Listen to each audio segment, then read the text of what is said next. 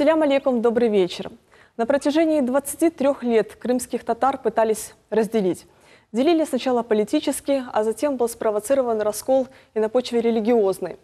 То, что для крымских татар не было неприемлемым, это был абсолютный нонсенс. Такие явления, как ваххабизм, хабашизм, салафизм и даже джихадизм для нас в какой-то момент стали реальностью. Во многих странах мира, и особенно в мусульманских странах, подобные религиозные секты, они запрещены законом. С 2003 года решением Верховного суда Российской Федерации деятельность Хизб ут-Тахрир запрещена и в нашей стране. Однако борьба государства с терроризмом и экстремизмом, которую она, кстати, ведет на территории всей страны, сегодня некоторые пытаются предоставить в качестве борьбы государства против конкретного народа. Итак, борьба с терроризмом, политические спекуляции – тема нашего эфира сегодня. Обсудим ее с нашими экспертами. Итак, в студии у нас сегодня Искендер Белялов, член Совета при президенте Российской Федерации по межнациональным отношениям, президент региональной общественной организации Общества крымских татар «Инкишаф». Адир Исмаилов, заместитель муфтия мусульман Крыма. Далее Эмир Асан Умеров, директор Азовского медресе, Рифат Дердаров, глава муниципального образования Бахчисарайский район Республики Крым, председатель Бахчисарайского районного совета Республики Крым. Далее Мухаммед Исламов, имам города Симферополя, и Кемал Муминов, заместитель председателя комитета крымско-татарской молодежи. Уважаемые телезрители, мы, как обычно, в прямом эфире приглашаем вас принять участие в нашем онлайн-голосовании. Разделяет ли религиозные секты крымско-татарский народ? Да, либо нет, голосуйте, пожалуйста, это для нас очень важно. У вас также есть возможность задать вопросы нашим экспертам. Телефон нашей студии +7 978 095 41 45. И перед нашей дискуссией, как обычно, наш сюжет. В Бахчисарае был задержан наш соотечественник, подозреваемый в причастности к запрещенной в Российской Федерации организации Хизб ут-Тахрир. Возникает ряд закономерных вопросов. Как в Крыму появилась эта организация, кто позволил Хизб ут-Тахрир процветать у нас на полуострове? Чтобы найти ответы на эти вопросы, нужно вспомнить украинский период. Во многих странах Европы и арабского мира организация Хизб ут-Тахрир считается запрещенной. В Украине же, напротив, деятельности организации ничто не препятствовало. Более того, постоянные митинги с участием радикально настроенных граждан попросту не пресекались со стороны властей. В своей истории Хизб ут-Тахрир имеет большое количество террористических актов, унесших достаточно много человеческих жизней. В первую очередь мусульман, которых они причислили к неверным. Правда, после известных террористических актов 11 сентября 2001 года хизбутовцы стали декларировать, что они будут добиваться своих целей, то есть свержения неверных правительств в мусульманских странах и строить халифат исключительно мирным путем посредством пропаганды своих светлых идей. Но вот, например, в марте 2003 года, после начала военной операции в США против режима Саддама Хусейна, Хизб ут-Тахрир распространил в Крыму, расклеил по заборам и разослал по почте большое количество листовок с объявлением джихада против США и с призывами устранять и уничтожать не только тех руководителей мусульман, которые поддержали военную операцию США, но даже и тех, которые проявляли молчание. Бесконечные потасовки в мечетях прямо во время джума намазов, митинги, устрашающие лозунги и черные флаги. Так коротко можно охарактеризовать организацию Хизб ут-Тахрир. А в 2013-м в Симферополе открывается двухдневный международный форум, созванный организацией Хизб ут-Тахрир «Исламская партия освобождения». Тогда зампредседателя Меджлиса Рифат Чубаров заявил, что эта организация является марионеткой, руководимой из-за рубежа. Спекулируя на исламе, она дискредитирует крымско-татарский народ и Украину. Активно в борьбу с террористическими организациями в то время включались и Мустафа Джемилев, и Рифат Чубаров. Неоднократно заявляли о том, что рассматривают эти организации как деструктивные группировки, которые наносят вред прежде всего своему народу и дискредитируют ислам. Цитата Мустафы Джемилева. Однако сегодня, будучи на Украине, как Джемилев, так и Чубаров открыто поддерживают террористические призывы участников партии и приветствуют разделение народа. Многие аналитики считают, что украинской власти удобно существование организации Хизб ут-Тахрир, поэтому издавна незарегистрированной партии не препятствовали в проведении митингов. Стоит отметить, что Хизб ут-Тахрир – это религиозно-политическая организация, создана в 1953 году в Иерусалиме судьей шариата Шариатского апелляционного суда Такиудином Ан-Набхани. Хизбут Тахрир провозглашает себя политической партией, идеологией которой является ислам. Партия Хизбут Тахрир в свое время заявляла о готовности к совместным действиям с экстремистской группировкой ИГИЛ. Деятельность Хизбут Тахрир запрещена в России, Германии, Турции, Казахстане, Узбекистане, Таджикистане, Киргизии, Пакистане, Сирии, почти во всех арабских странах и ряде других государств. Айдарби. Подобные политические партии, они ведь не возникли сегодня. Проследите, пожалуйста, эволюцию, становление и развитие этих политических сект на территории Крыма. Как они появились, с какой целью они появились, какие задачи перед собой ставили, пожалуйста. На территории Крыма партия Хизбут Тахрир и остальные, скажем так, радикальные движения, группы появились, конечно, после развала Советского Союза. Это где-то 94-95 год, тогда ваххабизм, скажем так, был в моде и очень сильно распространялся. И уже ближе к 2000-м более активизировалось движение партии Хизбут Тахрир. Это были больше выходцы из Узбекистана, которые внушали доверие нашим соотечественникам, потому что долгое время крымские татары там в местах депортации вместе с ними жили. И, конечно, после конфликта у себя на родине они приехали сюда, адепты сбежали со своей земли, приехали сюда и начали здесь распространять свою идеологию. То есть это были халакаты, так называемые, кружки, которым привлекали крымских мусульман, конечно, не говоря, что это идеология партии Хизбут Тахрир, а все это было под маркой истинного ислама. Возродим как бы то, что при Советском Союзе нельзя было изучать, что было запрещено, и так далее и тому подобное. Конечно, люди, не имея какого элементарно базового образования, каких-то сведений об исламе, так как не было возможности изучать в то советское время, они поддавались на подобную агитацию, входили в кружки и их так незаметно вербовали. Спасибо большое. Искандер Ага. Совершенно очевидно, что в политике, в международных отношениях никакие явления не появляются просто так, без какого-либо умысла. Привести хотя бы элементарный пример, это ваххабизм, да, он возник в XVIII веке, и задача была у него совершенно очевидная, это разрушение Османской империи. С какой целью вот эти явления, политические, с религиозным толком политические силы были внедрены на территорию Крыма, в среду крымских татар? Я вот сейчас согласен с Айдарбеем. Вот в те годы наша молодежь после постсоветского пространства не осведомлена была полностью ценностями ислама и знаниями ислама. И я думаю, этим воспользуются украинские власти для того, чтобы расколоть крымско-татарский народ. Если говорить о том, что именно с 1987 года, когда крымские татары мы стали переезжать, они были очень сильно сплоченные. Вы сами помните, как строились массово дома, проводились митинги. И для того, чтобы разделить крымско-татарский народ, я думаю, было создано эти партии на территории Украины. Именно они были созданы не в других регионах Украины, а именно в Крыму, где больше присутствовало именно крымских татар, которые исповедуют ислам. Я не могу сейчас одного понять. Я много беседовал на эту тему и в то время не председателем Меджлиса, с Чубаровым. Он был депутатом Украины, и он тоже был не согласен. Но мы видим то, что начало происходить в 2013 году. Ведь на это время Украина не приняла ни одного законодательного акта, не использовала указ о реабилитации, не был закон применен именно по жертв политических репрессий. Я думаю, это было сделано для того, чтобы разъединить крымско-татарский народ, разъединить его на Хизбут Тахрир, на ваххабитов. В основном это было два течения. И знаете, у них это очень серьезно получалось. Я знаю такие примеры, даже близкие люди, которые работали преподавателями, и когда начинали с ними общаться, они были, даже среди народа ходило то, что эти люди зомбированные. Ведь не просто это происходило, это была поддержка, я думаю, из каких-то арабских стран, специальные спецслужбы, которые работали именно со спецслужбами Украины.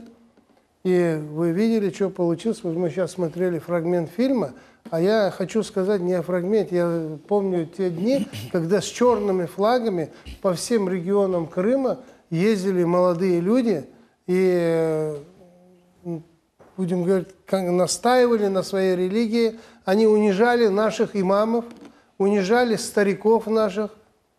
Но если сказать про Меджлис, я вам скажу, это 2008 год, ну не могу точно сказать, когда Меджлис, я сам был членом регионального Меджлиса, когда нам дали задание пойти выкинуть имама с Алушинской мечети.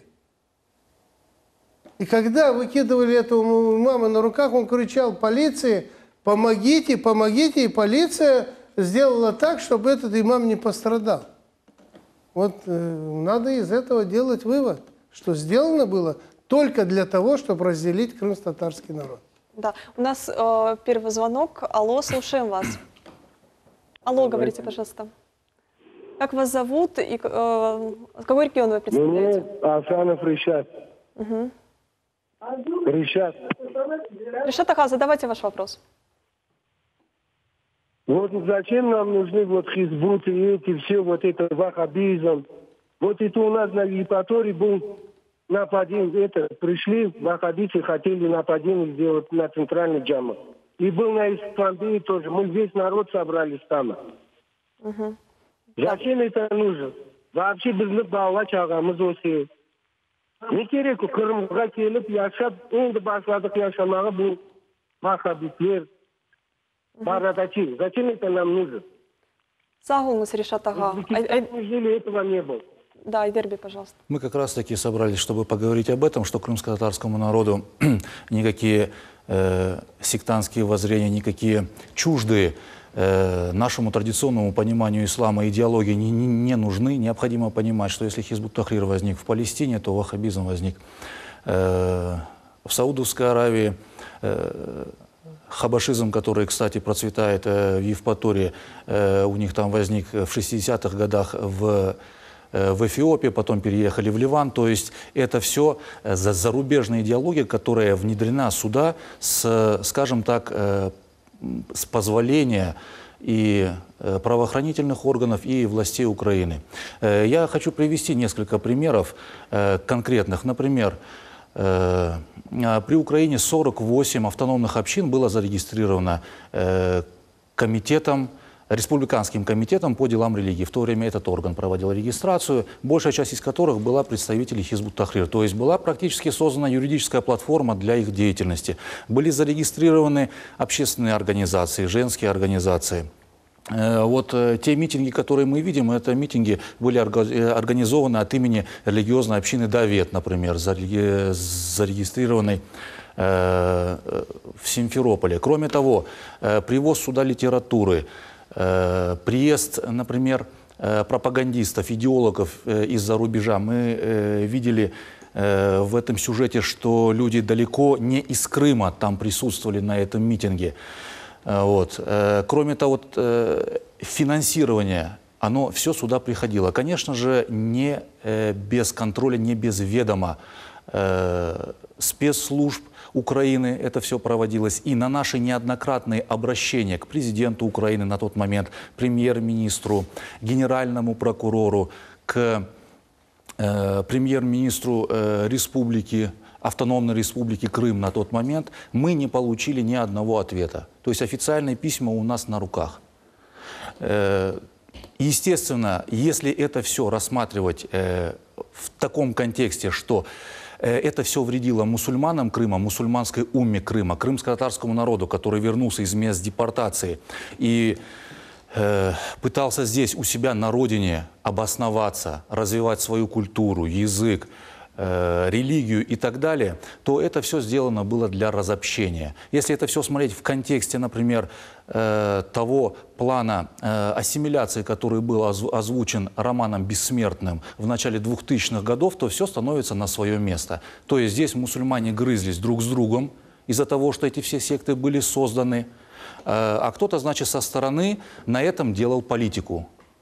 То есть другого объяснения этого нет, потому что за 1200 лет нашей истории, если мы посмотрим назад, то никто, ни один крымский татарин, ни один мусульманин Крыма не увидит у своих праотцов в книгах, будь то, или же в учении, что есть какие-то идеологии, хизбут-тахрир, ваххабизм, хабашизм и так далее. Это все нам чуждо. Спасибо огромное. Я хочу поинтересоваться у наших молодых имамов. Какие конкретно позиции в этих течениях религиозных противоречат нашим традиционным устоям, традиционному исламу? Эмир Асанбек, пожалуйста. Ну, надо, наверное, сказать, что хотя Хизбут-Тахрир позиционирует себя больше как политическая партия, на самом деле в ней, как было сказано в ролике, есть черты религиозной секты. Вот, и есть какие-то противоречия, которые опровергают большинство ученых ислама, исламской уммы.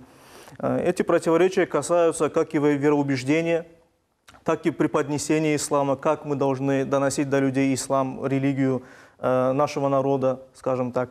Это касается также и каких-то практических действий, которые мы совершаем в поклонении и так далее. То есть у них есть свои определенные отклонения, и примеры этого мы можем наблюдать среди нашего населения, скажем, при взаимодействии с Хизбут-Тахрир, во время разговора с ними. Естественно, что на первый план выходит именно призыв, то есть метод призыва, какой у партии Хизбут-Тахрир. То есть они призывают к построению теократического государства, халифата. Когда мы обращаемся к священному писанию мусульман, к Корану, к священным текстам, хадисам пророка Мухаммада, саллаллаху алейхи вассалям, мы видим, что там нет открытого призыва, вменяющего обязанность мусульманам построить именно такое теократическое государство. То есть призыв строить халифат. Такого призыва как бы и нет. Зато есть очень много призывов там, где мусульман призывают следовать своей религии, быть искренними в своих деяниях, стремиться в первую очередь заслужить не в этом мире, скажем так, а заслужить следующий мир, загробный мир, заслужить довольствие Аллаха и так далее. У Хизбут-Тахрир же на первый план выходит именно мирское, то есть надо построить именно такое определенное государство. Этот метод еще ошибочен с той точки зрения, что они идут от общего к частному. То есть они хотят сначала построить какое-то определенное государство теократическое, и потом после этого распространять ислам в умы людей и так далее, заставлять как бы притворять в жизнь положение ислама. Но это не приведет к каким-то определенным результатам, потому что в Коране об этом открыто сказано, в суре Бакара, Корова, что нет принуждения в религии. Человека невозможно заставить исповедовать ту или иную религию или заставить что-то делать вопреки его воле. Он не будет это делать искренне. Вот. Поэтому, как рекомендуют ученые нашей уммы, мусульманские ученые, естественно, для того, чтобы общество стало вот таким, каким хотят видеть это и Хизбут-Тахрир в том числе, то есть духовно развитым, претворяющим ценности ислама в жизнь, для этого нужно, чтобы каждый человек в обществе развивался, достиг определенной высокой степени, и только потом все общество достигнет этой степени, а не наоборот. Поставить какие-то определенные законы и потом заставить людей следовать им. То есть этот метод не действенен. И мусульманин, конечно, в первую очередь должен думать о загробной жизни, о том, как он достигнет довольствия Аллаха. Да, вы знаете, я хотел бы добавить, что все секты, все группы, они искаженно трактуют священные тексты. Мусульмане Крыма должны это понимать. И, в принципе, все мусульмане должны понимать. То есть это относится ко всем, будь то там, я не знаю, ИГИЛ, Аль-Каида, Талибан и так далее. То есть, например, Хизбут-Тахрир говорит, что основанием его появления является сура Али-Имран, 104 аят. Да? То есть пусть среди вас будет умма, которая будет приказывать добро, или призывать к добру, и отвращать или останавливать зло, и так далее, и тому подобное. Но если мы посмотрим, например, на предыдущий аят, то в нем говорится: «О мусульмане, все вместе держитесь за верфь Аллаха и не разделяйтесь». Например, если мы посмотрим на аят ниже, 105 аят, то здесь говорится: «Не будьте как те, которым пришло откровение, и они разногласили и разделились». То есть членам Хизбут-Тахрир или человеку, которому пропагандируются эти идеи, которых призывает вступить в эту партию, достаточно просто открыть Коран, прочитать аят до и аят после и понимать священный текст в контексте целиком. Поэтому данные идеологии, они искажают толкование священных текстов. Это, скажем, околорелигиозные течения, если быть правильным. Они вырывают, буквально щипцами вытаскивают то ли аяты, то ли часть хадиса только берут и субъективно толкуют и вводят людей в заблуждение. Кемал Бей, ваше отношение к политическим сектам, оно сформировано и оно негативное. На основе каких позиций вы пришли к этому мнению? Ну, как религиозно практикующий человек и председатель, зампредседателя молодежи, начну, иншаллах, с восхваления Всевышнего Аллаха, и тематика такая соответствующая. Мы восхваляем Аллаха, прибегаем к Нему за помощью от зла наших душ и от того, что уготовили наши руки. Тот, кого Всевышний Аллах поведет по прямому пути, того никто никогда не собьет, а того, кого Он сбил, никто никогда не наставит. Я свидетельствую, что нет достойнейшего в поклонении, кроме Всевышнего Аллаха, субхану тааля, у которого нет сотоварища, который превыше того, чтобы иметь равного или подобного себе. Также я свидетельствую, что Мухаммад, его раб и его посланник, его избранник и его любимец, ответственный за его откровение, которого его Господь отправил в качестве божественной милости для миров и довода для всех его рабов. Посредством него он наставил на прямой путь из заблуждения, даровал многочисленность после малочисленности, даровал нам мир после разрозненности и обогатил нас после бедности, оставив нас на белой и чистой дороге, ночь, на которой подобно дню. И сбиться с этого пути может только безнадежный человек. Да пребудет над ними всеми мир. А затем, если мы посмотрим на 14 веков ислама, то такое понятие, как Хизбут Тахрир, это начало появляться только где-то в середине 19 века, в 1952 году, если точнее. Да, в середине 20 века. В 1952 году основателем этой организации является Такьюдин Набхани, палестинец. И эта организация, как мы видим, она стремительно начала свое развитие в странах, где люди мало компетентны в исламе, мало разбираются вообще в шариате, в его законах и в других исламских науках. Отбившись от основ традиционного ислама, Хизбут Тахрир и сегодня пытается диктовать свое новое понимание сунны и Корана, то есть жизни пророка и Корана. Это и основа вероубеждения, это и отрицание такого из столбов веры, как могильные мучения, когда имам Абу Ханифа, имам Муаззам Абу Ханифа, чьими последователями мы являемся, перечисляя основу вероубеждения, говорил «хаккуль биллях», да, говорил, что говорит, истинный Аллах, говорит, «хаккуль маляйки», ангелы. То есть это то, во что мусульмане верят. И если они не верят в одну из этих вещей, да, например, то они не могут быть мусульманами, отходят как бы от истинного понимания ахли сунна валь джама. И здесь вот ясно, да, когда он говорил «хаккуль азабиль кабр», он говорил, истиной является могильные мучения. То есть много хадисов есть и сахих, и ахад, которые есть, то есть один передатчик, и достоверных хадисов, которые свидетельствуют о истинности вот именно вот этого, да, что это истина и это существует. Но почему-то вот эта группа... Кемал Гасахов, у нас телефонный звонок, давайте выслушаем нашего телезрителя. Алло, слушаем вас. Алло. Алло, говорите. Алейкум селям. Я на фамилиям Абляев Сергей Светович. Я живу в Симферополе. Улица Весель-Ада, дом 2, квартира 115. Я в Киргане. Работаю в Киргане директором водоканала. В 1989 году, когда известен... Задайте ваш вопрос, пожалуйста. Вопрос ваш. Мой вопрос. Ответьте, пожалуйста, почему вы не сказали, что в 1989 году известные, которые с Джидака приехали, говорили русским в России, татарам Крым, начали все возмущать, все начали дома бросать и уезжать. Почему вы этот пример не приводите?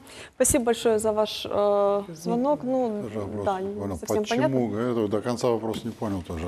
Почему начали бросать дома и уезжать? Да, хорошо. Рифат Ахан, значит, информационное пространство то ли дело взрывают вот эти новости о задержаниях крымских татар, которые причастны к деятельности Хизбут Тахрир. И с самого начала, с 2014 года, все прекрасно знали, что эта организация запрещена в Российской Федерации. Тем не менее, такие эпизоды, к сожалению, есть. Бахчисарайский район – это регион компактного проживания крымских татар. И вот, в частности, случаи задержания случаются и вот в вашем регионе. Как общество в Бахчисарайском районе реагирует на подобные ситуации? Ну, скажу сразу, знаете, общество болезненно реагирует.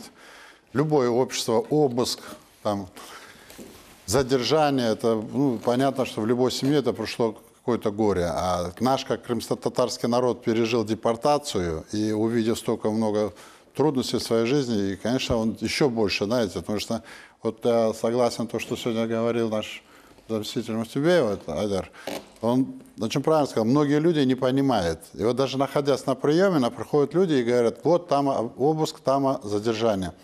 Я же вижу это волнение в народе.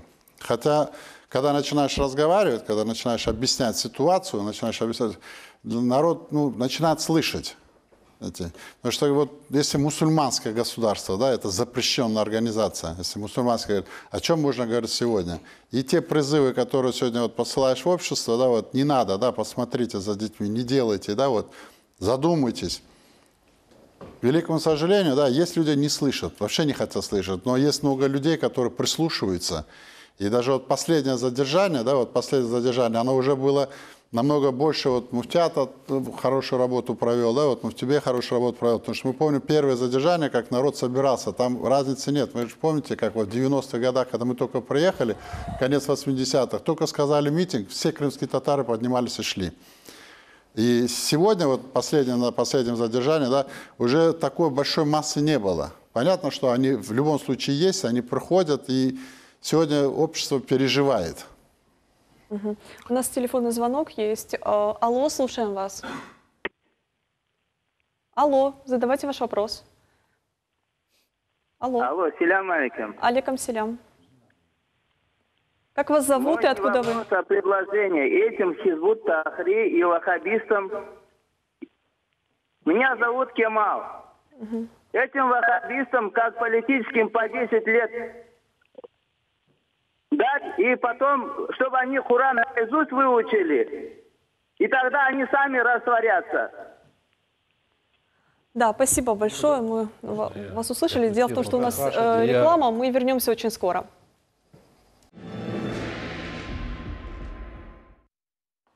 Хамид Ага, пожалуйста. Ассаламу алейкум, урметли семедешлерим. Мен тырышырым ана тілімде айтмаға, чүнки біз тілімізді жанландырмақ керекіміз. Біз ватандамыз, біз Қырым татарымыз, біз мұсылманымыз. Шынды бір арқадаш öyle suval berdi ve böyle teklif etti. Bu doğru teklif değil. Men muftiyat tarafından cevapkarım.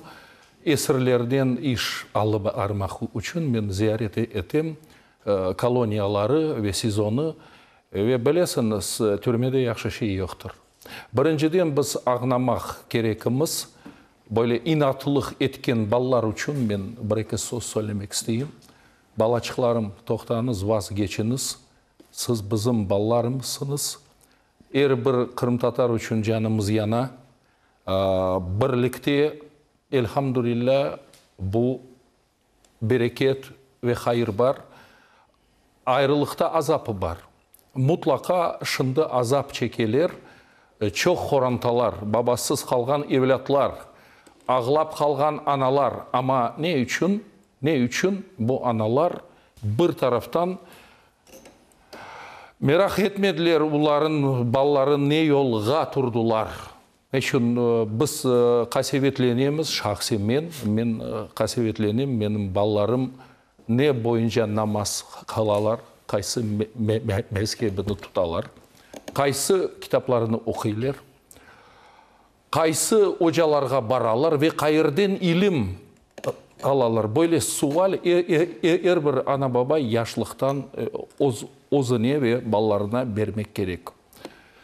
Пользуясь случаем, еще я хочу сказать, вы знаете, тюрьма, она не лечит, она не воспитывает, она калечит судьбы, она озлобляет людей. Возвращаясь, кроме того, что заблудший в религии, он, попадая туда, он еще и может встать на не тот путь, скажем, вот, жизненных позиций. И я хотел бы обратиться, вы знаете, это наши дети, это наши внуки, это наши соотечественники. И у меня болит душа и сердце за каждого ребенка.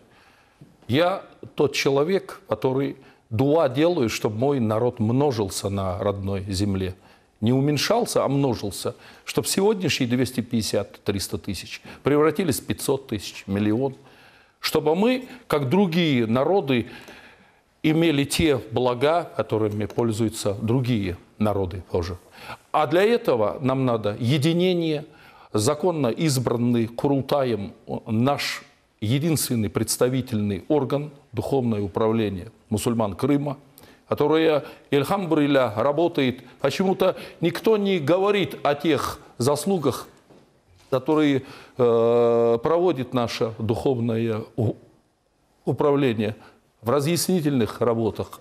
О том, что вот сейчас вот я часто слышу о нашей Мухаммед Ага, мы обязательно сегодня скажем о деятельности муфтията, о работе муфтията, но у нас сейчас телефонный звонок.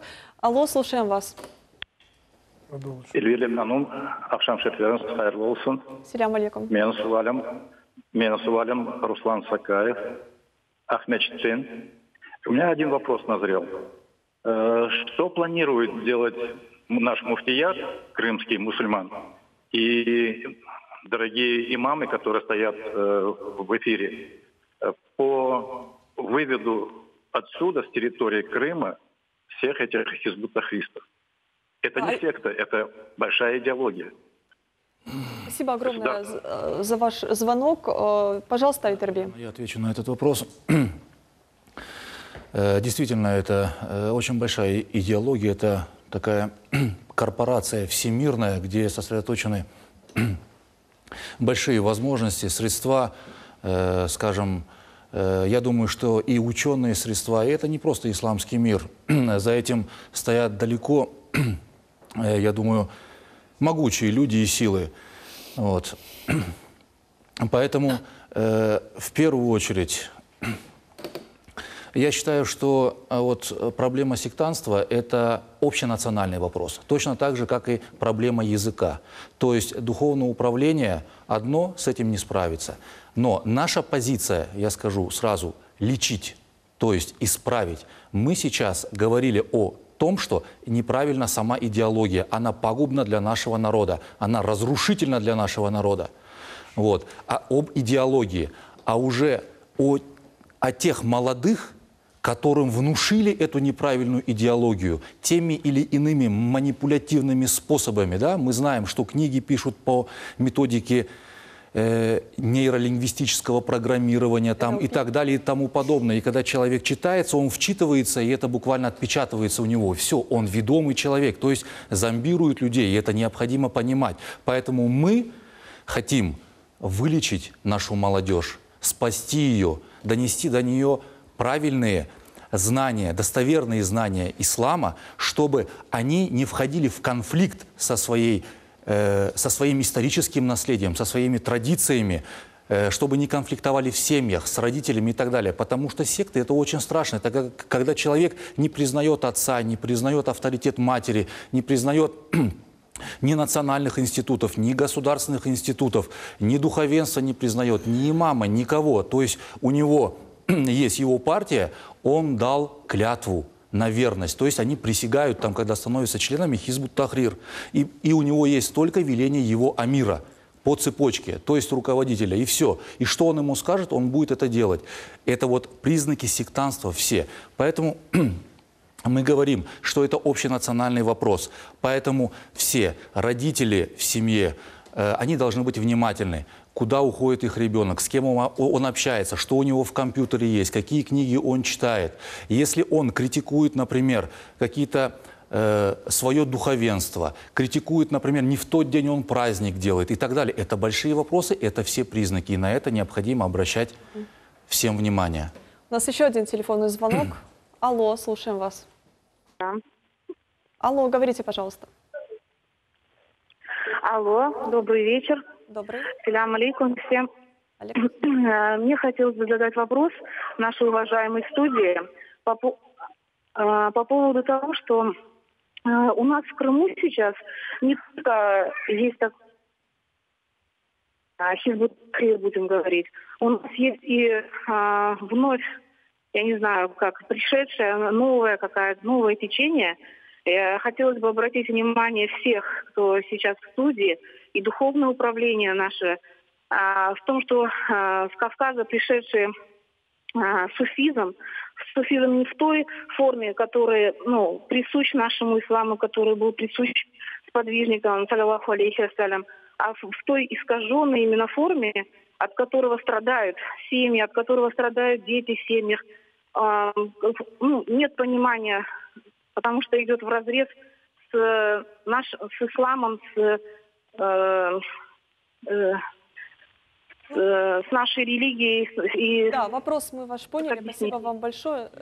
Да. Кратко отвечу на этот вопрос, чтобы не оставался без внимания. Да, действительно, у нас есть свои суфистские традиции, свои, и они основываются, например, в первую очередь на ханафитском мазхабе, на котором основываются все наши традиции, наши обычаи и так далее. То есть никях, дженазе, взаимоотношения и так далее и тому подобное. У наших братьев из Дагестана свои традиции есть. Мы их не критикуем. Но у них, например, мазхаб другой, больше там шафиитский мазхаб, и он отличается и на практике, и, скажем, уже это отражается и на поведении, на менталитете, на традициях. Поэтому, конечно же, оно, скажем, не соответствует нашему менталитету и нашему духовному багажу, который оставили нам наши предки. Мне бы хотелось, чтобы еще и Мир Асан Бей высказался как директор медресе, касаясь вопроса предыдущего нашего телезрителя, о том, что нам нужно делать для того, чтобы подобных проявлений у нас в обществе не было. Я полностью согласен в этом плане с Айдар Руджа, с тем, что нужно проводить определенную работу, в особенности с молодежью. Мы знаем, что наиболее подверженными такой сектантской идеологии, и первой группой риска является именно молодежь, что именно путем того, что Хизбут Тахрир идеология других сект распространялась именно среди молодежи, мы должны работать в первую очередь с ними. И как директор медресе, естественно, что на первый план выходит это и у нас в обучении в медресе. Конечно, к нам в медресе приходят разные дети с разной психологией, с разным характером и так далее. Характер у всех разный, поэтому некоторые дети, они могут быть более спокойными, некоторые они могут быть более эмоциональными и подверженными быть таким рискам. И с каждым из них мы стараемся работать по отдельности, доносить правильный ислам. В первую очередь ведется преподавание по всем дисциплинам. И, конечно же, у нас с прошлого года был введен предмет отдельный, это секты в исламе, в рамках курса по истории религий.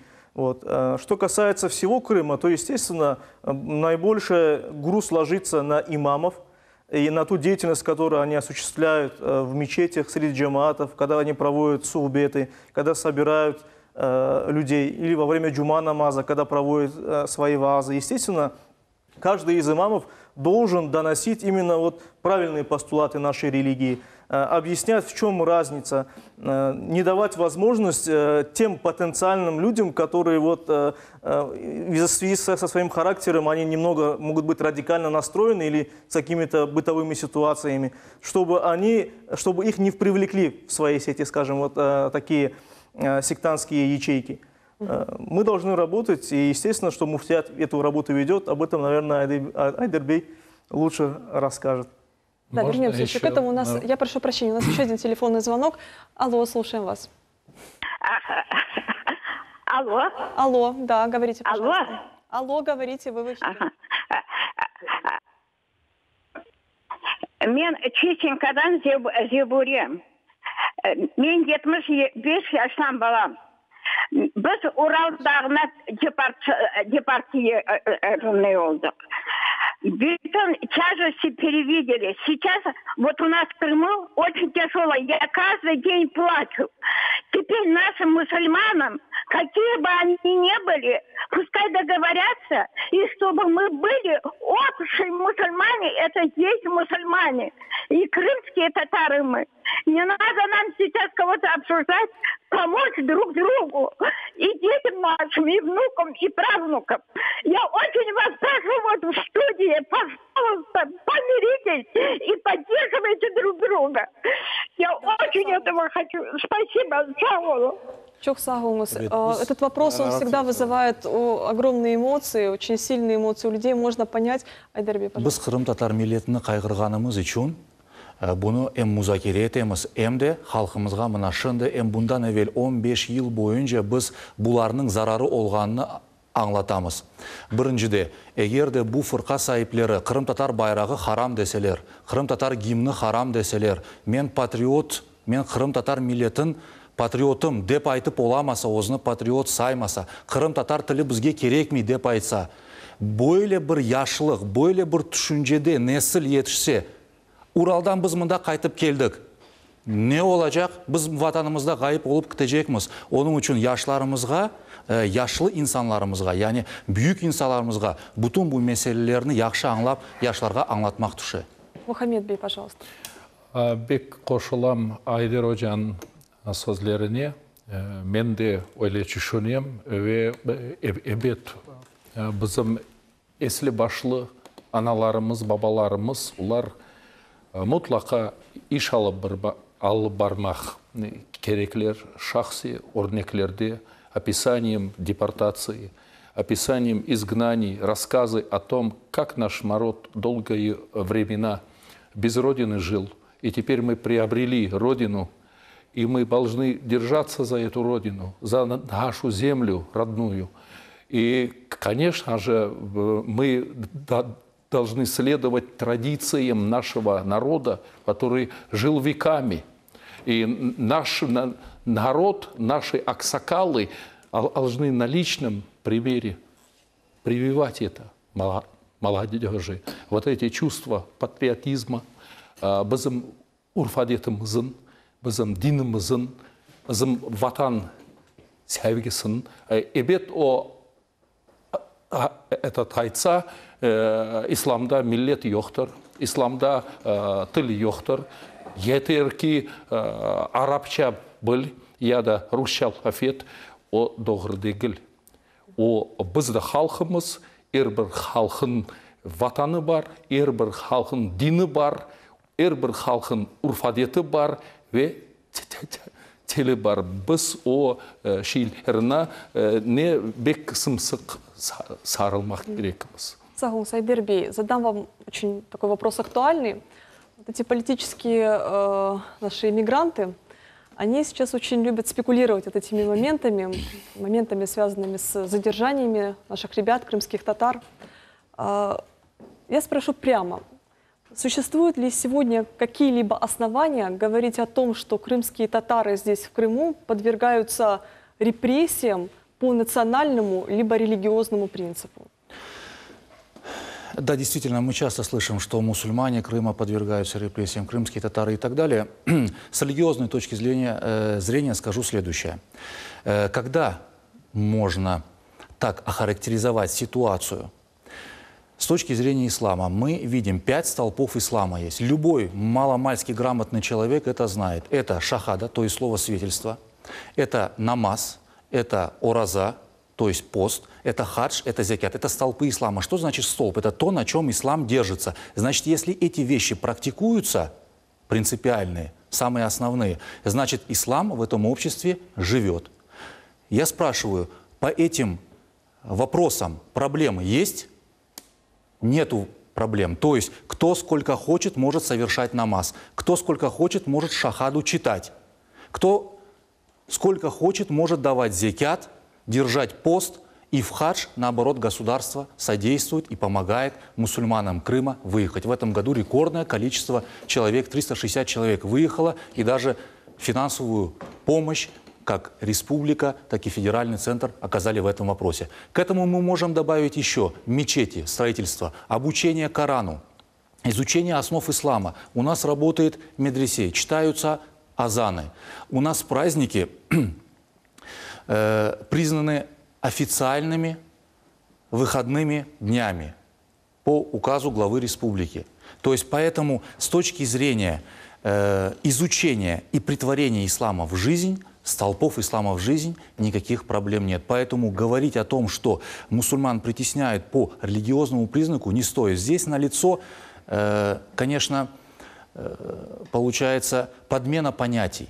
То есть и изучать Хизбут Тахрир и пропагандировать его не является приказом религиозным.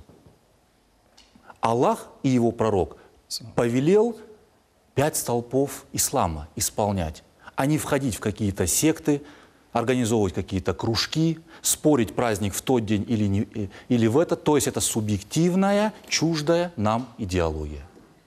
Спасибо большое. У нас еще один звонок. Алло, слушаем вас. Алло. Селям алейкум. Алейкум селям. Это звонок с Трехпрудного. Вот у вас написано, разделяют ли религиозные секты крымский татарский народ. Да, разделяет. Почему? Вот, и объясняю. Например, у человека умирает, его, я вот сейчас волнуюсь, родственник. Мы зовем муллу. Мулла начинает читать, старый мулла нашей нации, который читал нашим дедам, там, и отцу. Начинает ваххабисты вмешиваться, молодежь в это, во все вот это вмешиваться. Не так читаете, не так дуванов, не так вы копаете. Вот объясните, почему так происходит? Мирасан Бей, вопрос наболевший, я думаю, многие наши крымские татары под этим вопросом могут подписаться. Конечно, можно было бы объяснить и сказать, что на самом деле наше старшее поколение, вот те люди старшего возраста, которые все еще продолжают быть имамами, совершают какие-то определенные ошибки. Но, к сожалению, только этим ответ не исчерпывается.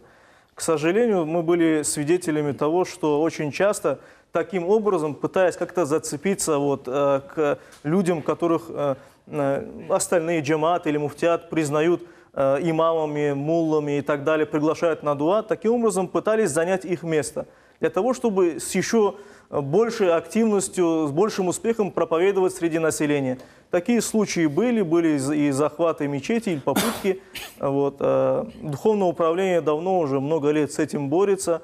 В бытность мою имамом Сакского района мы тоже с этим сталкивались. Нам приходилось выезжать и на местах разговаривать с джамаатом, пояснять ситуацию и так далее. К сожалению, такие ситуации имеют место быть, и не всегда это происходит из-за того, что старые люди какие-то ошибки допускают определенные. У нас еще один звонок. Алло, слушаем вас. Алло. Алло, ассаляму алейкум. Алейкум селям. У меня такой вопрос. Почему сейчас концентрируют очень активное внимание на то, что все задержанные являются членами Хизбут Тахрир? Многие из них не доказаны, что они являются членами Хизбут Тахрир, это во-первых. Во-вторых, почему не обращается внимание, каким образом происходят обыски? Почему, когда проводят обыски, не приводят нормальных понятых, а приводят своих понятых и так далее, и тому вопрос. Почему именно сразу ребята обвиняют? Сначала их же вина должна быть доказана, чтобы их обвинять, правильно? Спасибо большое. Многие из них Да, спасибо большое. Айдерпи, пожалуйста. Во-первых, мы не говорим сейчас о тех задержанных. Конкретно и пофамильно мы говорим об идеологии Хизбут Тахрир, которая вошла в умы людей и из-за которой, возможно, наша молодежь страдает, семьи страдают и так далее. То есть это проблема. Что касается тех деятельности правоохранительных органов, во-первых, я думаю, что правоохранительные органы должны сами ответить на этот вопрос. Во-первых, это юридический момент, но если есть место каких-то неправомерных действий, применение силы больше, чем предусмотрено законом, какая-то грубость, то мы сказали уже до этого тоже, мы объявляли, что двери духовного управления всегда открыты. И к нам были обращения, то есть и родственники, и жены задержанных, матери задержанных приходили в духовное управление мусульман Крыма. По этому поводу муфти Крыма и с главой республики общался, и с представителями ФСБ в том числе общался. Поэтому, но нужно сказать следующее, что статья, по которой, скажем, этих людей задержали, или статья, по которой вменяется вина, она статья терроризм, то есть это очень жесткая статья. Поэтому я думаю, правоохранительные органы в таком количестве и так далее, посещение, возможно, с этим связано. Но я опять-таки повторяю, что если есть какие-то неправомерные действия, то мы готовы на это реагировать, как Духовное управление мусульман Крыма. Мы готовы в этом отношении полностью содействовать, поэтому до этого времени каких-то письменных официальных обращений, что, например, кого-то оскорбляли, например, или женщин оскорбляли, или еще какие-то неправомерные действия в ходе обысков или же вот профилактических работ были допущены, к нам письменных таких обращений не поступало. Я скажу еще больше. Что Мухаммед Ага уже сказал о том, что мы переживаем за всех. Поэтому у нас сердце болит за всех задержанных. Необходимо понимать следующее, что если есть закон, то закон должен исполняться. Кроме того, мы общаемся с джематом, мы общаемся с родителями. Я общался и со следователем, я общался и с правозащитниками по этому поводу. Поэтому, если мы что-то говорим, то мы говорим это зная. И весь джемат тоже знает, кто есть кто.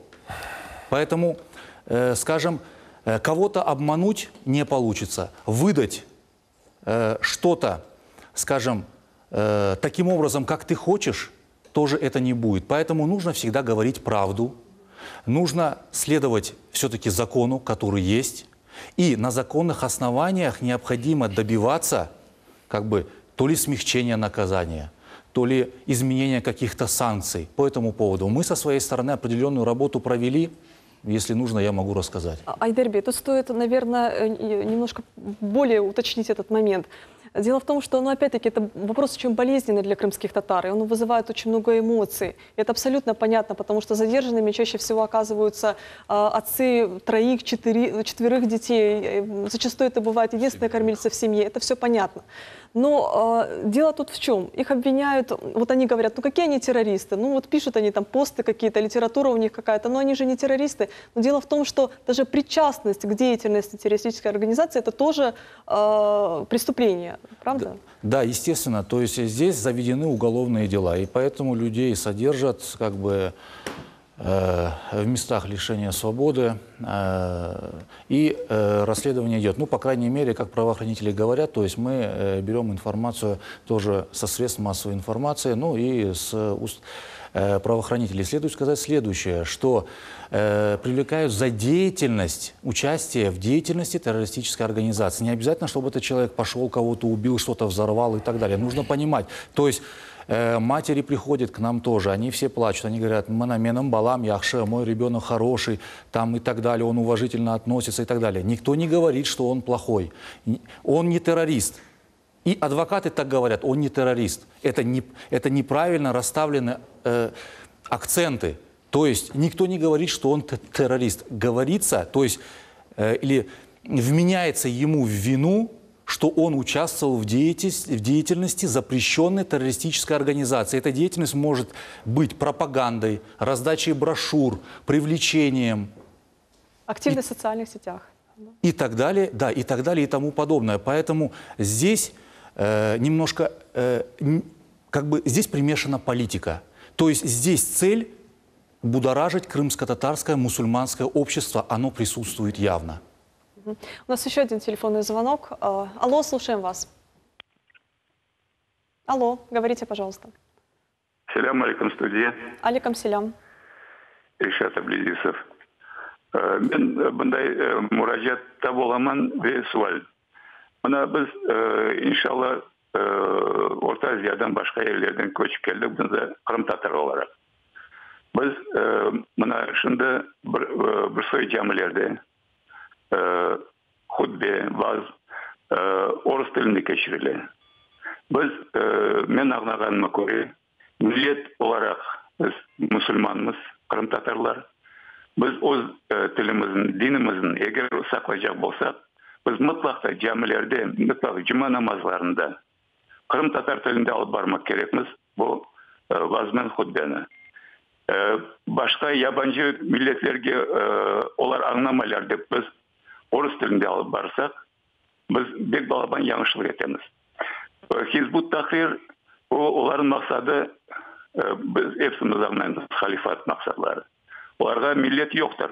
Onun için eğer biz onların yoluna düşecek olsak, bu öz tilimizin unutmak gerekmiz. Din, til bir olmak gerek. Bizim Gasprinski aytkanına göre, onda olmak gerek. Biz o şeyin unutamiz, biz o şeyin közge almayız. Mutlaka müracaat mına Ayderberg'e, Muhammed Hoca'ya, onlara mutlaka bu şeyin halkın arasında, imamların arasında dartmak gerek, mollaların arasında. Biz bir vakit esli başlı adamlar camilerde o tillerin unutup yabancı tilde vasiteler. Onun için müracaat sizlerge, canım, bu şeyin toktatmak gerek, bu şeyin doğurtmak gerek. Allah razı olsun.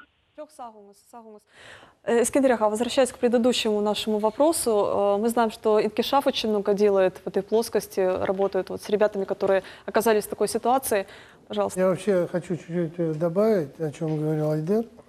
В 2014 году наш муфтий собрал много общественных организаций, мусульманских общин, зарегистрированных, и сказал, что мы сейчас находимся в другом государстве, и будьте добры жить по законам этого государства. Буквально год был дан до 2015 года, никаких арестов, ни Хизбут Тахрир, ни ваххабитов, никого не было. Но, к сожалению, многие услышали призыв муфтия, но многие не услышали и думали, что все это будет как в Украине. Я хотел бы еще сказать про ту ситуацию, которая происходит в Украине, где наши крымские татары, ребята, будучи мусульманами, они должны понять, что их используют. Их будут использовать как пушечное мясо. Вот создали там отряд боевой Номан Челебиджихан, что прикрылись именем муфтия, где ребята, мусульмане, вы знаете, недавно произошел такой случай нашего музейного руководителя частного музея Лари-6, когда сопровождали, как в детективных фильмах, вылавливали, и его привезли на Чонгар. Ребята были мусульмане, они были с бородами и говорили такие нелицеприятные, матершинные вещи, делали выстрелы, говорили такие вообще, я даже не могу сказать то, что они хотели сделать там. Это разве мусульмане? Я думаю, это те ребята, которые покинули Крым. Я хочу сказать их родителям, им самим, не давайте себя использовать и быстрее вернитесь к себе на родину. Мы не для этого, ваши родители переехали сюда, чтобы вы устраивали. Вы слышали сейчас там, что хотят строить мечети, там 1000 домов. Я помню, как Турция выделила на 1000 домов сумму, и как эти 1000 домов, я могу привести 12 человек Сакского района, скажут, что с каждого дома брали по 1500–2000 долларов. Но я хочу к тому вопросу вернуться, который вы сказали. Да, нам жалко этих ребят. В общественной организации Инкишаф, если взять Сакский регион, мы очень серьезно работаем. Буквально это месяцев 5-6 назад тоже был случай такой. У нас село Геройское, где имам, да, он сторонник этой партии, но когда с ним побеседовали, и сказал, я лично взял ответственность, побеседовал, сказал, что он оставит имамство. Он написал заявление, оставил имамство. И он живет со своей семьей, со своими родителями. Я им поставил вопрос, сказал, ты хочешь жить как нормальный человек, как нормальный мусульманин, со своими детьми, со своими родителями, расти детей? Он сказал, да. Но я им сказал, тогда ты должен сделать то-то, то-то. И вот уже столько времени он нормально себя ведет. Но, к сожалению, не все это понимают. Есть ведь случаи, когда на судебном заседании задают вопрос, вы член партии Хизб ут-Тахрир, они прикрываются 51 статьей. Некоторые даже говорят, что члены партии. Но есть такие, которые говорят, да, я не член партии Хизб ут-Тахрир, я никакого отношения к этой организации не имею. Я имею в виду вот такого Апсиитов Зеври Сердарович, 75 года рождения, это врач в Бахчисарае в стоматологии, который имеет 4 детей, мать около 80 лет. И я специально поехал, поинтересовался у соседей, поинтересовался в Бахчисарае на работе. Они сказали, что он характеризуется положительно, но он 9 месяцев находится в местах заключения. Я хотел бы, если человек не несет угрозу обществу, физическую, моральную, я думаю, этих людей можно отпускать под поручительство. Я буквально уже 3-й раз сегодня написал поручительство на этого человека, чтобы его или под домашний арест, ну, до суда, чтобы могли этих людей отпустить. Вот много там сейчас опять вырежут, делают ролики. Я хочу поддержать всех. Да, мы очень переживаем за этих людей, которые сидят. Мы переживаем за их семьи. Мы переживаем вообще за крымское татарское общество, которое попало в такую ситуацию. Ведь, сами поймите, это ребята, те ребята, которые не могли себя найти в чем-то во времена Украины, а он не мог себя где-то использовать. И вот, воспользовавшись этим, спецслужбы эти для разделения нашего народа сделали то, чтобы разделить. И у них, я вам скажу, и очень прекрасно получилось. И хорошо, что мы вернулись в Российскую Федерацию. И я думаю, каждый гражданин должен жить и выполнять законы Российской Федерации. Но, последнее хочу сказать, я хотел бы, чтобы государство, раз мы живем не очень, вернулись и не очень много, чтобы все-таки использовали для таких ребят, которые не несут угрозы, чтобы есть такая форма амнистии. Чтобы дали им возможность исправиться. Кто говорит, что я нет, я не буду, дали им вернуться к своим семьям. Согласен, Искандер Аха. У нас еще один звонок. Алло, слушаем вас. Алло, говорите, пожалуйста. Так, Мамедова, Вашерфе, Симферополь. У меня возникает такой вопрос. Почему односторонне рассматривается вопрос сектантства? Ведь кроме Хизб ут-Тахрира есть секты христианские, лютеранские, Иегова, баптистские и прочие секты, которые разделяют не только крымско-татарский народ, но и всю нашу крымскую молодежь. Почему же этим не занимаются правительственные органы и муфтият? Очень много народу туда уходит. Кто-то же должен это контролировать. Спасибо Пожалуйста, большое. вот над этим задумайтесь.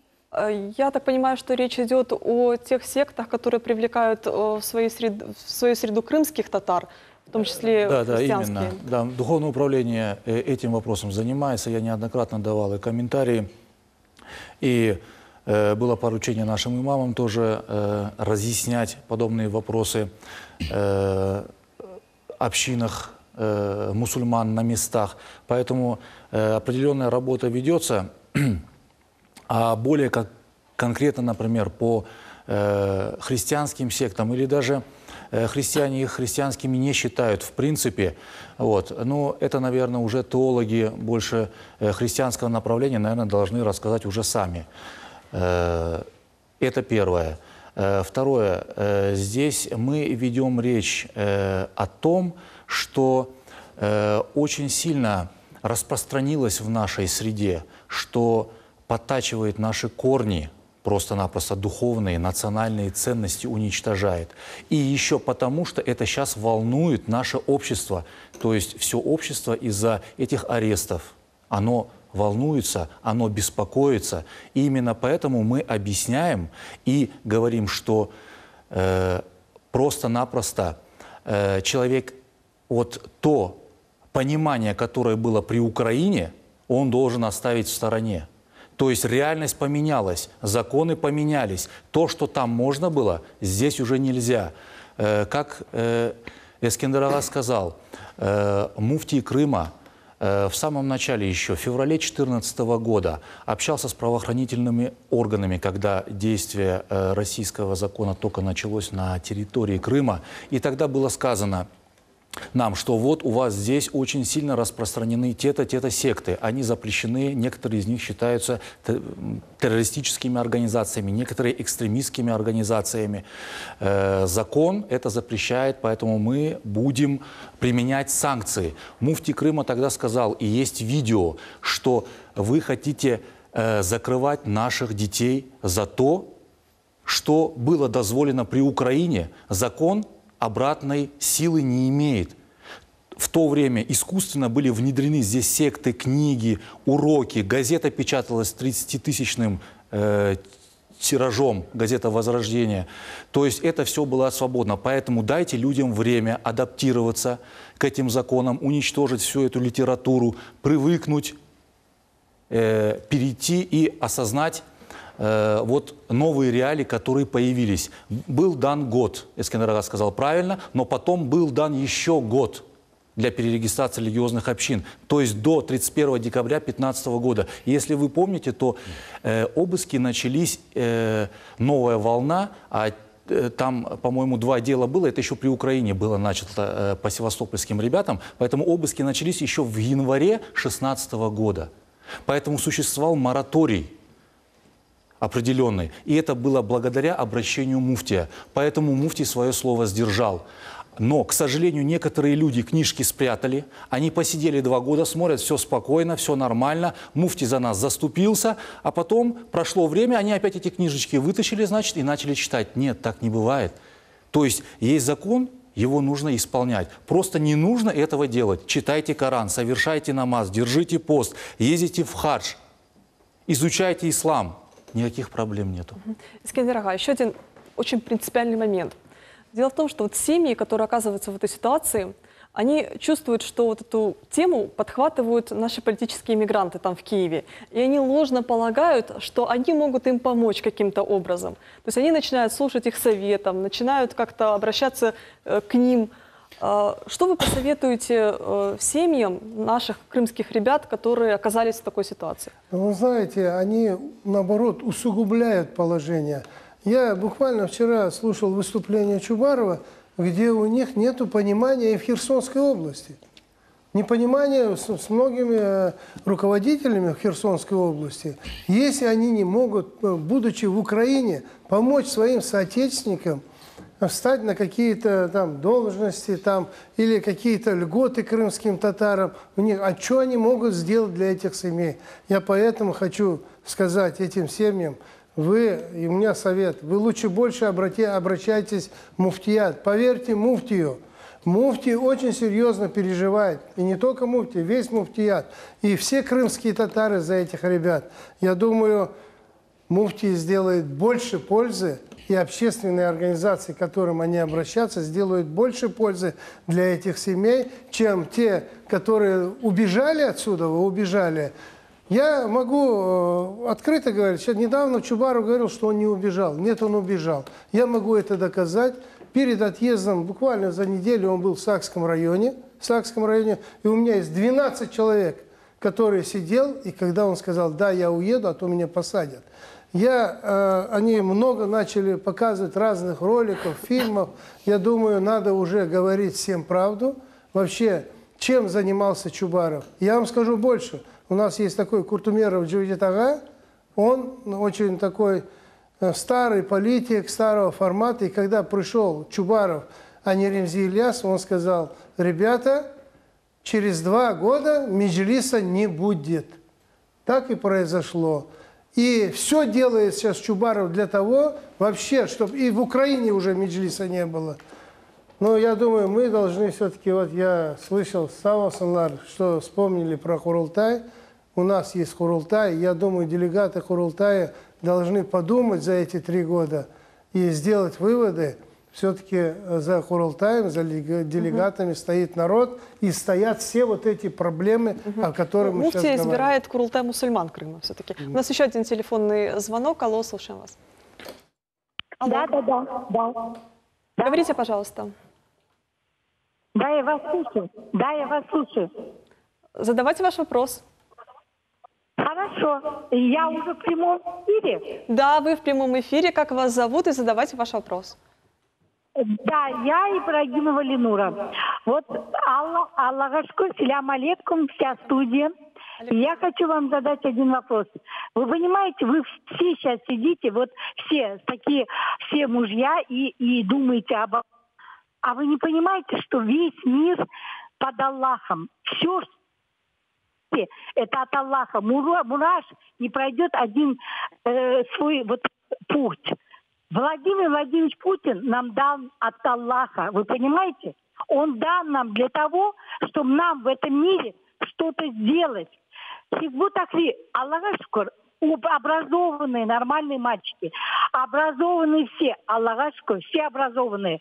Но вы понимаете, что нам, народу, дано в этом мире что-то пройти. Мудрость, о чем говорит? Доброта и ум. Вот мы должны вот эту доброту и ум вот этим мальчикам, нашим детям, всем дать для того, чтобы мы должны в этом мире что-то пройти. Наш татарский народ очень умный народ. Мы, скифы, живем сколько лет? Волга, как означает? Алга, вперед. Вот мы должны все... Спасибо вам огромное, да, спасибо вам большое, что вы дозвонились до нас. Сернага, Искандер, я обязательно вам дам слово. Дело в том, что... Я ответить хочу на это. Пожалуйста, пожалуйста. Вы знаете, я хотел бы вам сказать, да, наш народ прошел много, но я лично, я думаю, крымско-татарский народ не хочет пройти, чтобы наши молодые ребята прошли Сирию, проходили Афганистан. Я этого не хочу. Вы посмотрите, что творится в мире. Вы хотите, чтобы здесь было то же самое? Чтобы эти радикальные ребята, умные и красивые, через некоторое время делали то, что делается в арабских государствах? Я этого не хочу. Я думаю, никакой наш крымско-татарский народ этого не хочет. Спасибо большое. Мы буквально на днях поинтересовались мнением крымских татар, мусульман Крыма, как они относятся к политическим, к религиозным сектам. Давайте послушаем мнение крымских татар. Хизбут Тахрир халифат құрacak ola. O fikirlerinde var. Şimdiki zamanda халифатын құрмақ o bizim boynumuzға қалғаны. Bizim халқın hukuklarını başta tıklamak gerek minde. Ondan sonra halk nasıl karar kabul eder o başka mesele. Şimdiki zamanda o evvelki zamandaki halifatlar olan vakitte. Şimdi bir yer hepsi правовой, konstitusyon diyeceğim böyle devletler kuruyorlar. Halifatını ben tanımayayım. Şimdi onların bağları ben lakıt ettim. Bir ikisinin Kazakça, Urç'a lakıt ettiler. Ben diyeyim, oy tilin var mı sen nesin benden? O Müslüman neto nacionalnosti. Ben diyeyim ya sen nasıl de lakıt ettin esi? Neto nacionalnosti, значит neto yazıka. На каком языке тогда ты говоришь? Все öyle tarafları var. Ondan sonra kaç bin tane diyeyim ballar onların ardından gittiler. Koşullar onlara. Tamam bizde asker olacak. Bizim halkın korçalayacak ballar yaş 18, 20, 30 yaşına olacak. Kana olar şimdi?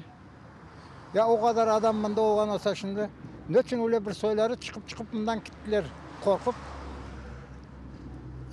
Ondan sonra meclis rehberleri aytalar ki Крым'ın оккупируют это Россия diye. Ben razı değilim onunla beraber. Ну, особо я с этим не сталкивалась, но ничего хорошего я не слышала. Ну, как бы все, что это связано, какой-то негатив. Ну, очень неприятно, конечно. Плохо, они не действуют как по исламу. Нас не призвал пророк, чтобы мы выходили на митинги. Это очень неправильно. Ну, я, в общем-то, этой не интересуюсь. Я считаю, что нет, не объединяет. Hizbut Tahrir'de millet degen şey yoktur. Biz hepimiz Peygamberimizin sünnetine yapışmak gerekmiz, Kur'an'ımıza yapışmak gerekmiz ve o yoluna gitmek gerekmiz. Hizbut Tahrirler özleri yapacaklarım. Yapaversinler, bizim millete karışmasın. Hizbut Tahrir adından aytkanda endi bu Ukrayna vaktinde olsun Sovet devrinde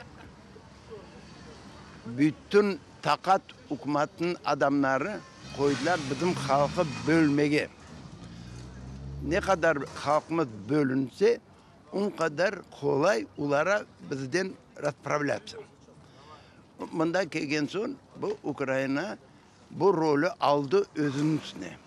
Хизбут Тахрир başı anda alganda London. Bunlar фактически стемилер bizi кайтканмады. Али бүлкін олар стемилер и сопротивляется коймамак bizim қалға. Я традиционно ислама придерживаюсь, что родители, что деды наши это делали. Я его поддерживаю, вот эту политику и вот эту духовность, как говорится. Я, например, против этой секты. Нам лично такие секты не нужны. Откуда они вообще взялись, я не могу понять. Откуда они взялись. У нас, например, в Азии сколько жили, такого не было.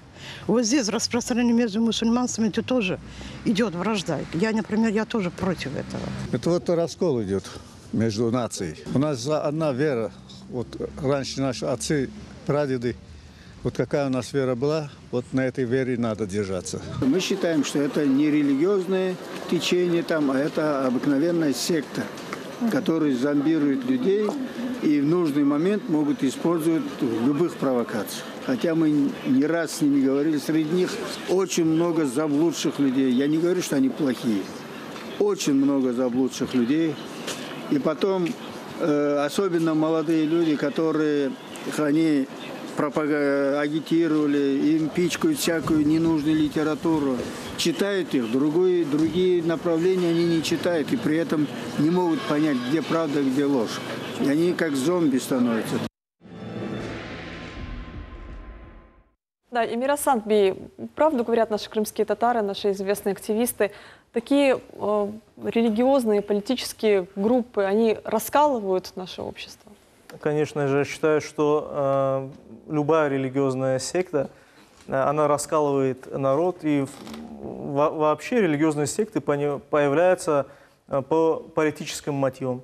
То есть есть какие-то политические мотивы для того, чтобы расколоть один народ, и появляются вот такие, есть инструмент, как инструмент используется религия. И с помощью религии пытаются разделить какое-то сообщество или народ. И естественно, что Хизбут Тахрир тоже относится к таким же течениям, которые призваны разделить крымских татар и мусульман во всем мире. Вообще Хизбут Тахрир в первую очередь распространяется среди таких людей, у которых, как по-крымски говорят, темелиёк. То есть среди тех людей, которые выросли в смешанных семьях, где там несколько национальностей, которые изначально не знают своего языка, своих традиций. Или такие семьи, которые являются неблагополучными. И когда они вырастают, как правильно сказала Искандер Ага, они не могут самореализоваться в этой жизни. И когда появляется некое братство, которое им доносит основы ислама правильные, и потом начинает потихонечку давать свою какую-то определенную идеологию. И когда вот это чувствуют такое исламское братство, затем вот атмосфера такая таинственности, конспирации, какие-то они совершают действия ради великой цели, они кажутся сами себе значимыми. И таким образом вот становятся на этот путь. Я считаю, что однозначно. Любое сектантство, оно надо понимать так, оно дискредитирует ислам, оно наносит огромный вред исламу. Так что мы должны понимать, что мы живем в социуме, где не только наш народ, с нами бок о бок живут представители очень многих национальностей, вероисповеданий, и мы должны быть прекрасным примером. Мы, мусульмане, должны быть прекрасным примером, когда, значит, начинается сектантство, и подобно некоторые товарищи наносят этим самым очень огромный вред, они отталкивают других людей от религии. Они, значит, родители начинают задумываться, да, а нужна ли моему сыну исповедание религии. Так что возникают вопросы далеких от традиций религии людей и сводится к тому, что каждый человек, который делает намаз, а не из них ли он, ношение платка, который предусмотрено нашей верой, вводит в подозрение людей, ношение парады и так далее, все вот другие атрибуты и те вещи, которые мусульманин должен оправлять как верующий. Да. И, конечно же, то, что мы своим примером мы наносим или пользу, или огромный вред. Айдар ага, вы сегодня об этом говорили, но давайте этот момент подчеркнем. В 2001 году, да, если не ошибаюсь, благодаря активной деятельности, в кавычках, Реском религии, да, если не ошибаюсь, было создано 48 автономных религиозных общин. И это при том, что по переписи 2001 года крымских татар насчитывалось 248 тысяч человек. То есть на это количество крымских татар было каким-то образом образовано 48 автономных религиозных общин. Мы можем говорить о том, что Украина как государство, благодаря вот этой политике, изначально вносила раскол в мусульманское общество? Да, конечно. Среди крымских татар. Ну да, естественно. То есть если депутатом Верховной Рады озвучена программа ассимиляции была на тот момент, то есть там уже и говорить ни о чем не приходится, они явно это озвучили, и это есть в интернете, как бы, сама эта программа. И если государственные органы регистрации регистрируют этих людей, которые являются адептами тех или иных радикальных течений, если органы государственные, например, Комитет по информации там, Автономной Республики Крым на тот момент регистрирует газету «Возрождение», которая является рупором партии Хизб ут-Тахрир, и везде распространяются это 30-тысячными тиражами, то, конечно, это однозначно указывает на то, что государство способствует распространению этих сект, которые подрывают национальные и духовные истоки народа, делят его. Но и еще, что самое плохое, они демонизируют крымских татар и мусульман в глазах других людей. Вот это то, о чем сказал Мухаммед ага. То есть получается, что потом штамп радикала, штамп нетерпимости, нетолерантности, немиролюбия, он ставится на мусульманах. То есть никто не отделяет там амета от мемета. В целом, вот крымские татары такие плохие, потому что каждый представляет собой народ, каждый представляет всех мусульман Крыма, и никто не должен об этом забывать. И таким образом здесь провоцируется межнациональный, межконфессиональный конфликт. Я уже не говорю о том, что всегда можно спровоцировать и более насильственное какое-то противостояние. Можно было спровоцировать. Вот. Естественно, как бы вот если вернуться все равно вот к нашей молодежи, то мы говорим, что она обманута. Мы говорим, что она обманута, их использовали вот в то время. И сейчас тоже их используют. Их используют для чего? Для давления на Россию. То есть их используют в политических целях. А оно им нужно. Крымским татарам это нужно. То есть, например, то, что мусульман Крыма там угнетают, репрессируют, то, что по отношению к крымским татарам в целом как к народу, то есть по национальному признаку идет какое-то давление и так далее. Это в соцсетях везде выставляется. Потом это все в отчетах ОБСЕ собирается и, скажем, на международных площадках оказывается давление. Но никакой пользы для нас, для крымско-татарского народа однозначно никакой пользы нет. И вот эти вот ребята, которые досконально религию не знают, и которые старших не слушают, и родителей не слушают, я уверен, что бабушки, дедушки их наставляли очень долго, они не слушают. И духовное управление свое тоже не слушают, они являются просто расходным материалом. И это, конечно, обидно.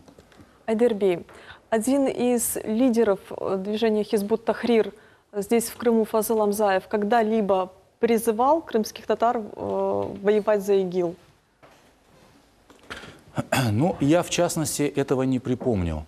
Однако, я скажу следующее, что по сводкам правоохранителей более 100 человек из Крыма выехали на войну то ли в Сирию, то ли в другие места. Среди них существуют и адепты Хизб ут-Тахрир в том числе, но не только. Это молодые наши соотечественники. Следует сказать, что вот сама идеология Хизбут Тахрир, свержение государства там, против системы, демократия, это система куфра. То есть я все их книги прочитал. То есть я это все изучил. И вот подобная риторика, она создает платформу, основу для экстремистских и террористических деяний в дальнейшем. То есть это идеологическая платформа для того же ИГИЛа, уже идеологически, скажем, воспитанные люди, и для той же Аль-Каиды и так далее и тому подобное. Поэтому это очень опасная идеология, и мы должны быть к этому очень внимательны.